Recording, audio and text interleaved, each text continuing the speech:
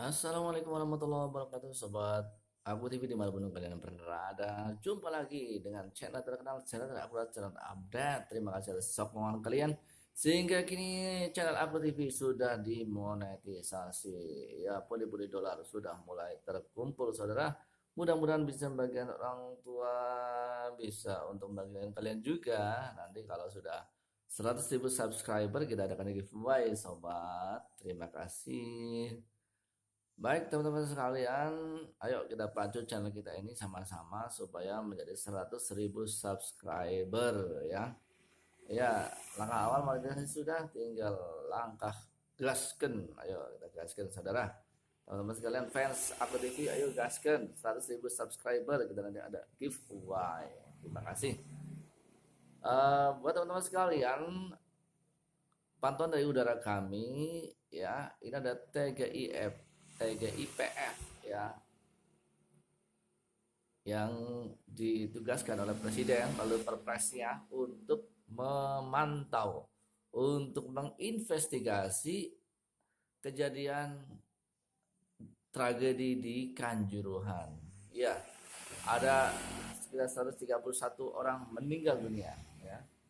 Ada yang mengatakan 180. Ya, validnya kita tidak tahu ya, nah, berdasarkan berita-berita yang masuk. Ya, selagi ini pantauan udara kami dari newsdetik.com, TGIPF PSSI tak merasa punya tanggung jawab dalam tragedi Kanjuruhan. Ini luar biasa, guys. Ya, bagaimana mungkin PSSI tidak merasa punya tanggung jawab dalam tragedi Kanjuruhan? Lalu selama ini pelaksanaan liga di Indonesia itu kan naungannya PSSI ya, tapi ternyata PSSI tak merasa punya tanggung jawab dalam tragedi Kanjuruhan. Ini luar biasa, ini luar biasa ya. Jadi kenapa kok bisa seperti itu ya? Tentunya orang yang uh, secara logika lah ya, semua liga-liga yang terjadi di Indonesia, kompetisi yang ada di Indonesia itu tidak akan diizinkan berjalan kalau PSSI tidak mengiyakan atau tidak merekon atau tidak mengizinkan. Karena semua kompetisi itu perlu rekomendasi dari PSSI, perlu izin dari PSSI. Dan tentunya PSSI ini mengadakan liga-liga itu dong, ya kan? Siapa coba sekarang kalau bukan PSSI yang mengadakan liga-liga tersebut?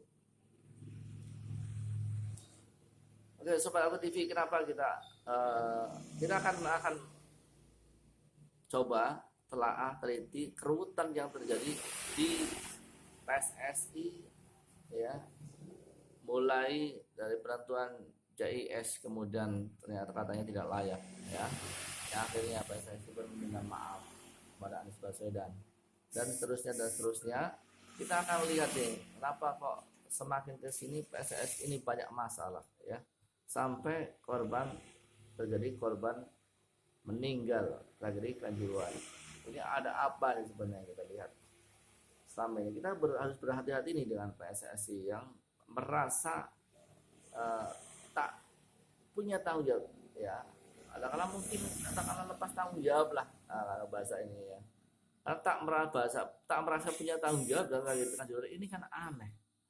Semua kompetisi yang ada di Indonesia, sekali lagi, baik liga-liga yang ada di Indonesia ya, itu semua bisa berjalan kalau PSSI mengiyakan, saya lagi. Tapi ketika terjadi tragedi, kenapa kok PSSI tidak merasa punya tanggung jawab dalam tragedi Kanjuruhan? Baik, kita akan lihat telaah yang dilakukan oleh TGIPF yang diketuai oleh Prof. Mahfud MD ya. Di Jakarta dilakukan tim gabungan independen pencari fakta. TGIPF itu tim gabungan independen pencari fakta ya, buat kalian yang katro kayak saya ya. Boleh ini kita belajar nih, ada istilah-istilah baru nih. TGIPF itu tim gabungan independen pencari fakta, menyampaikan Persatuan Sepak Bola Seluruh Indonesia PSSI tidak merasa memiliki tanggung jawab atas kerusuhan dalam tragedi Kanjuruhan yang menewaskan 132 orang usai laga Arema FC melawan Persebaya. Menurut PSSI, insiden yang terjadi dalam laga merupakan tanggung jawab panitia pelaksana Panpel. Ini luar biasa nih. Ada lempar tanggung jawab PSSI. Kata PSSI ini, menurut PSSI, insiden yang terjadi dalam laga merupakan tanggung jawab panitia pelaksana atau Panpel. Jadi 100% ini tanggung jawab daripada panitia pelaksana. PSSI itu cuci tangan, pada PSSI lepas tangan. Pokoknya nggak ada urusan deh. Nggak tahu. Tapi PSSI dapat setoran apa nggak tiap event pertandingan itu? Ya kita nggak tahu juga ya. Namanya orang di luar ya. Hanya melihat saja. Suka melihat bola saja ya. Dan lihat ini. Sehingga kekisruhan yang terjadi kita pun jadi paham. Ya, mengaku tidak bersalah kata TGIPF. Ya. Dia PSSI menyampaikan pertama kali hadir di Kemenko Polhukam, dia menyampaikan pasal 3 regulasi keamanan dan keselamatan yang menyatakan bahwa PSSI tidak dalam posisi bertanggung jawab terhadap kasus yang terjadi. Semua menjadi tanggung jawab Panpel, kata anggota TGIPF Akmal Marhali kepada wartawan di kantor Kemenko Polhukam Selasa 11 Oktober 2022. Jadi dia PSSI ya punya regulasi ya, PSSI sendiri yang mengeluarkan regulasi ini ya, aturan PSSI yang membuat PSSI sendiri menyampaikan pasal 3 regulasi keamanan dan keselamatan yang menyatakan bahwa PSSI tidak dalam posisi bertanggung jawab terhadap kasus yang terjadi. Semua menjadi tanggung jawab Panpel ya.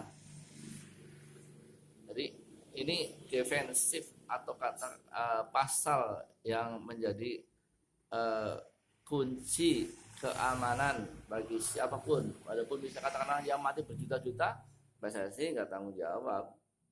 Itu. Nah, luar biasa nih. Ini kerancuan yang ada di negeri kita. Ternyata ada raja di dalam raja, ya. PSSI itu kebal hukum, katakanlah seperti itu, kalaupun ada insiden. Itu yang digunakan sebagai alat defense, alat pertahanan PSSI ya terhadap kasus tragedi Kanjuruhan dan merasa itu adalah tanggung jawab Panpelnya, panitia pelaksananya, sambungnya. Jadi ketika Iwan Bule kemarin datang ke ya Iwan Bule yang datang, ketumnya PSSI datang langsung ya, dia sudah punya alat pertahanan nih ya. Saya nggak punya tanggung jawab, saya nggak merasa bersalah karena semua itu tanggung jawab Panpel, katanya begitu. Dilansir Detik Sport, PSSI punya regulasi mengenai keselamatan dan keamanan penyelenggaraan sepak bola.